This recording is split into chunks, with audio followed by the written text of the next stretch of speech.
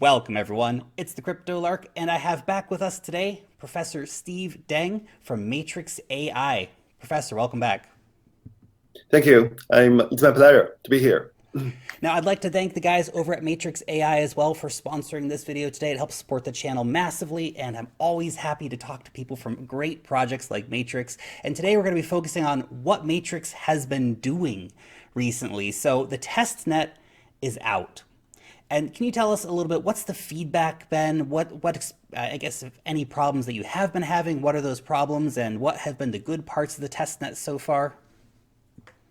Actually, we have so many different feedbacks, and especially many people are using different pictures to test our AI services. On the test line, we have a few demo AI applications, something like object detection, like image recognition, something.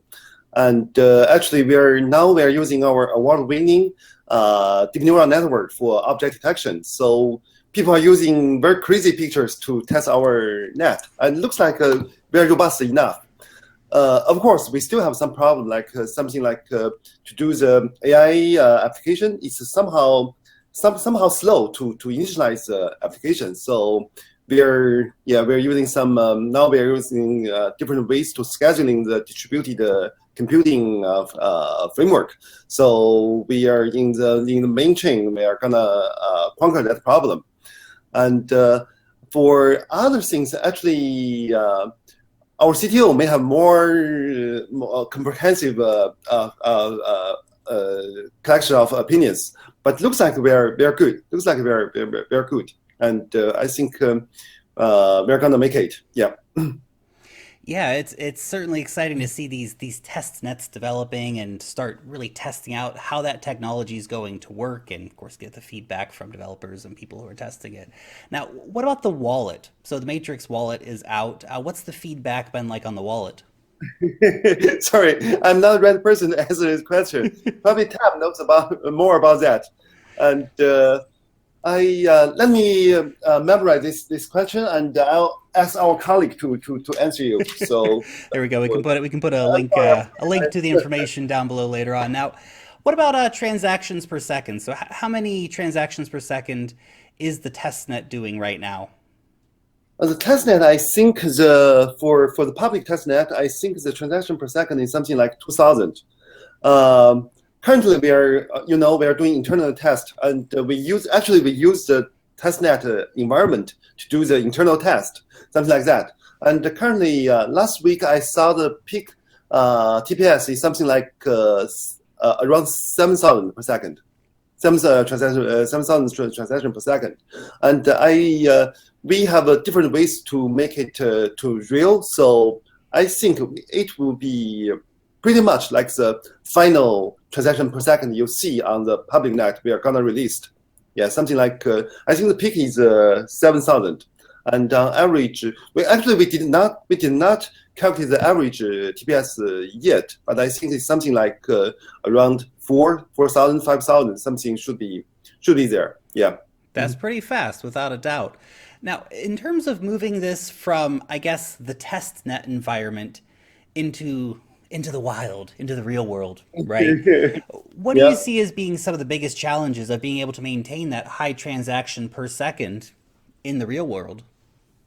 Actually, one thing is that we have an integrated solution for smart contract security and the whole thing. So currently, we are integrating the security stuff with all the remaining stuff of Matrix. So that's quite a challenge. Currently, our engineers are working day and night for that, because after integration, you have to resolve all the bugs, and still you have to maintain the throughput. So that's something very challenging we are working on. And other issues, there are many other issues actually, but we think we can handle that. Yeah. As long as you can get the big ones, things always happen, and this is part of technology. It's things that you can't even imagine in the test scenarios. When they start in the real world, we're like, oh wow, how do we think of that?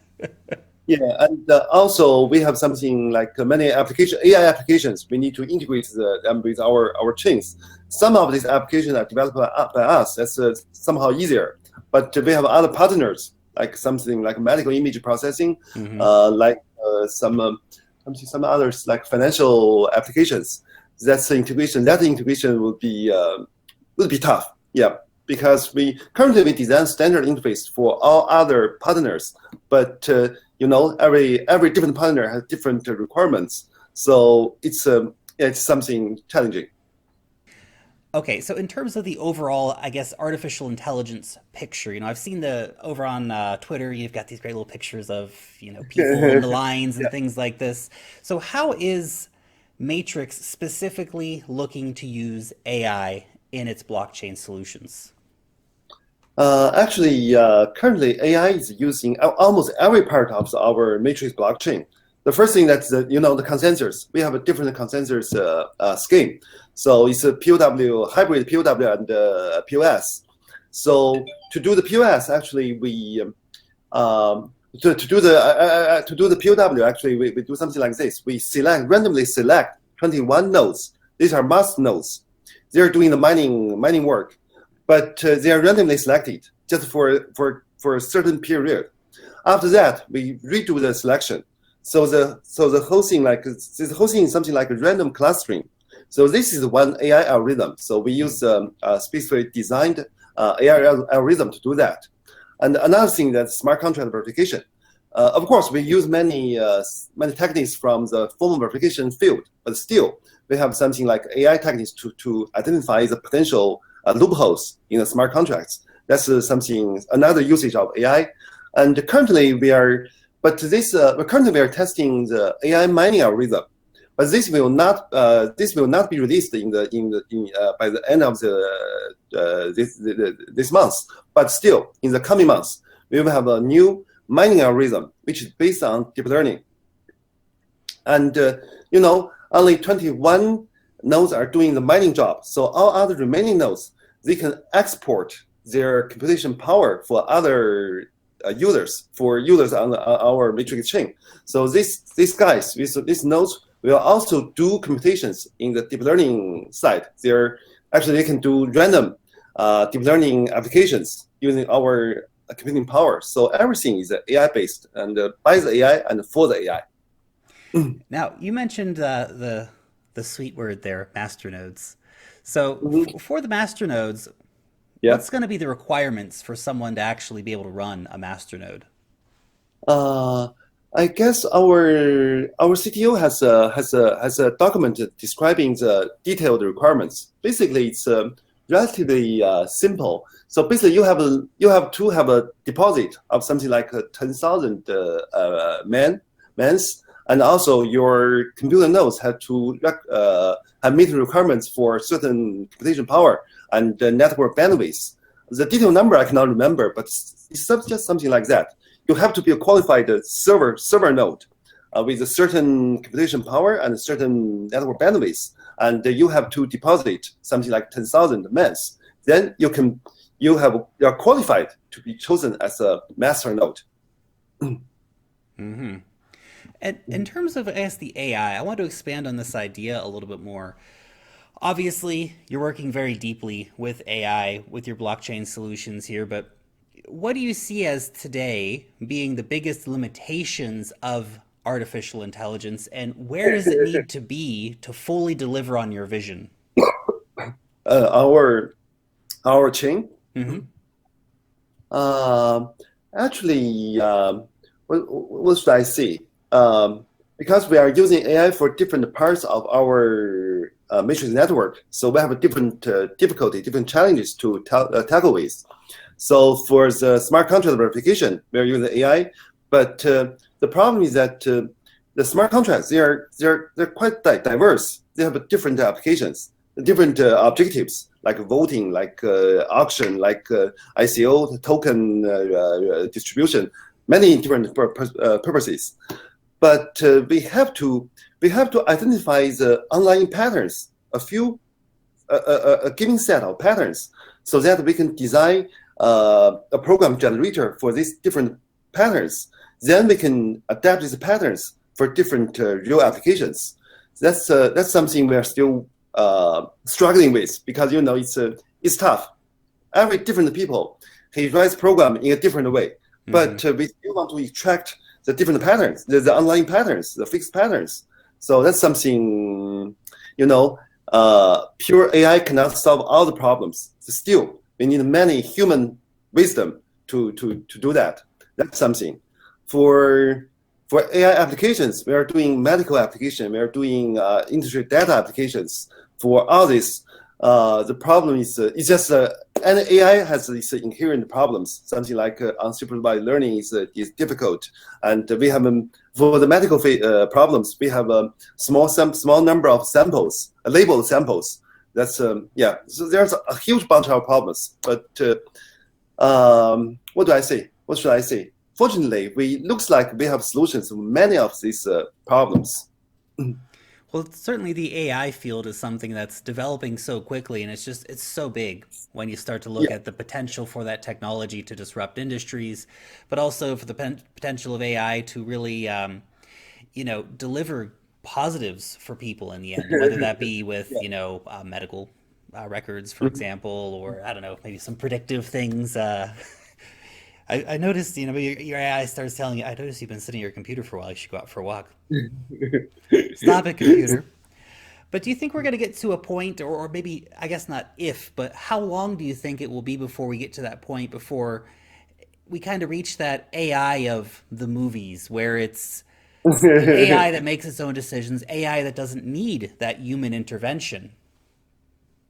I guess that's a way to go. That's a long way to go. Actually, Google announced that driverless cars will need probably 10 years to be fully developed. But I think, for me, I think the day we can do it as movies do, probably it's not close yet. Probably 10, 15 years or even more. But currently, we are doing, even in my group, we are doing something like artificial general intelligence. That's something it's something like we build machines. These machines can learn and reasoning like people. Of course, we are still in that very early stage, but it looks like we have a different components of technological components to achieve these goals. And MIT, Stanford, they are doing something similar, and maybe and Google DeepMind. So probably we are on this correct direction, but it still take quite some time to do that. On the other side, I think for medical applications, medical image processing, like cancer immunological treatment, it's closer. It's closer, because in the medical field, doctors, they do the diagnosis, they do the treatment according to their experiences. Mm-hmm. It's just like AI. AI is machine learning. Is something we learn from history, from our experience. So for doctors, for medical treatment, I think the future is much more closer. And actually, there are many different applications, like dermatology treatment, like cancer in the lungs, and for many of the treatment, the AI already outperform qualified doctors. So I think for medical applications, we are closer. And that's really interesting too, because it just lets us know that there's so many different stages to the development of reaching that sort of super high level AI, right? And we're already there with a lot of applications in terms of what can actually be delivered and the human value that comes out of that. Now, I want to switch over your code-free intelligent contracts. Now, this is something I've always thought was really, really cool with Matrix. Yeah. How's the progress been on that? Has there been any developments with those code-free contracts? Actually, this problem it's actually more difficult than we thought before. And actually, two of my PhD students, they are working on this, and we do have some progress, like something like I just mentioned before. We are working on identifying the patterns, and but generally, it's a difficult problem because, as I mentioned before, every programmer has its specific habit of writing code. So it's tough to extract the patterns. So currently we have somehow we have a new technical solution. Basically, it's something like we're starting from template-based starting point, for every different kind of application, like voting, like auction, and like token transfer. So for every this application, we have different templates. Then we have something like a deep neural network to handle this template. Then we also handle the intention of designers. Then we adding different details to this template so that we can enrich it into a final smart contract. So it's tough. It's a very difficult problem, but looks like we are working on the correct direction. So probably not probably. So in the coming April, we will have something like the initial solution for all these problems. Yeah, but it's really challenging. Yeah, I can imagine, and I think that obviously templates sound like a very reasonable place to start off, because a lot of the contracts which are written are going to repeat. They're going to be very, very similar in nature. Yeah. There will be some very unique ones that will need that hand of the AI to help develop, but overall you'll see a lot of the same things repeating, which is what I think has been the experience for a lot of not that there's anything necessarily applicable to exactly what you're doing, but in other sort of free design concepts, we could say. Now, the Matrix AI guys, you have launched an ecosystem development fund recently. What's that all about? Oops, I just know we have this. I guess it's designed to encourage different people to join our ecosystem. They can use our technology, like our blockchain infrastructure, like our AI engines to develop their own applications, something like that. By doing that, they can collect funds from our committee, something. Yeah, I guess something like that. But the details you have to ask our CEO. He's more familiar with that. Yeah, something like that. Okay. Now, the China Standards and Innovation Alliance, the cooperation between them and obviously you guys has been announced recently. What's this mean for Matrix AI? Actually, I think it's a standard for blockchain, right? It's a standard for blockchain. So we're actually the China government, they have a committee to develop different standards in different fields. So we work with them to establish a new committee, a subcommittee, I would say. And I'm the chairman of this committee. We are working with the blockchain experts and AI, as well as AI experts, to coming up with something like a standard to define what the fundamental concept of an AI-enabled blockchain and how this blockchain will exchange data with other users or other blockchains, something like that. So finally, we will be integrated standard to specify the behaviors of AI-enabled blockchains, something like that. Mm-hmm. There are many more details, but yeah, it's the main idea, right? And, well, there's been another announcement too, cooperation between Matrix AI and the Advanced Telecommunication Chain Industry Alliance. It's a big name. Is that kind of a similar relationship where it's working together to develop standards, or what does that relationship mean? What's that? It's the Advanced Telecommunication Chain Industry Alliance. Oops, I guess that's something being done by our CEO. I'm not very familiar with that, so I'm sorry. Probably, that's okay. One person. Can you give us any updates on the One Belt, One Road initiative? I mean, has there been any new announcements between Matrix and One Belt, One Road? Has there been any sort of development on how Matrix is going to be integrated into that? I think I'm not a good person to answer this question, but generally we are working with them and we are making new progress. So for instance, we are collaborating with Chongqing. Chongqing is a big city of China. It's a starting point. Huge city.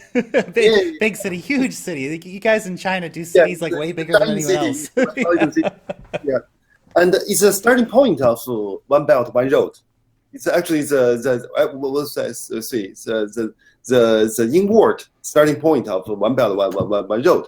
So we are collaborating with them to launch a series of projects like medical, like supply chain management, like what do I say? like financial applications based on our blockchain technologies. And in terms of, So, I guess, go ahead. in terms of, I guess, looking forward then, 2019, so much has happened in 2018. You guys have made a lot of progress, but in 2019, what can we expect from the team at Matrix AI? So 2019 is also a big year for us. So first, in the April of 2019, we will have a complete solution for smart contracts, both security and program synthesis. That's one big date. The other date is the end of the next year. We will have the mining machines. We will have developing a deep learning based mining machines for the blockchain, for our blockchain. So that's also something big. And we already have a team to work on that mining machines. But it's also it's challenging because we want to have we want to support both MCMC based computations and also deep learning based applications, because both these applications are integral part of modern machine learning. So we have to support both of them. So we will have an ASIC chip or a FPGA chip to support both applications, and probably some other cache computations. So it's a big chip. And also the deep learning, even for deep learning, it's very complicated because we have a different people have different kind of neural networks. We have to support different topologies and different training inference algorithms. So that's also something huge. We want to have a unified computing chassis for different networks. So that's something overwhelming, but we're working on that. Yeah, so in 2019, so two things. One is smart contract solutions, complete smart contract solutions, and the other is a complete solution for the mining, home mining and the computation exporting framework. Yeah, so it's a big year. Yeah, sounds like it for sure. Very, very interesting. Well, Professor, thank you so much for coming on and give us some updates on what Matrix has been up to and what you guys have been doing. Certainly seems like there's never a dull day at Matrix AI headquarters. Yes. Yeah, I'm sorry. It's okay. Yeah, so That's awesome. Thank you so much. a pleasure.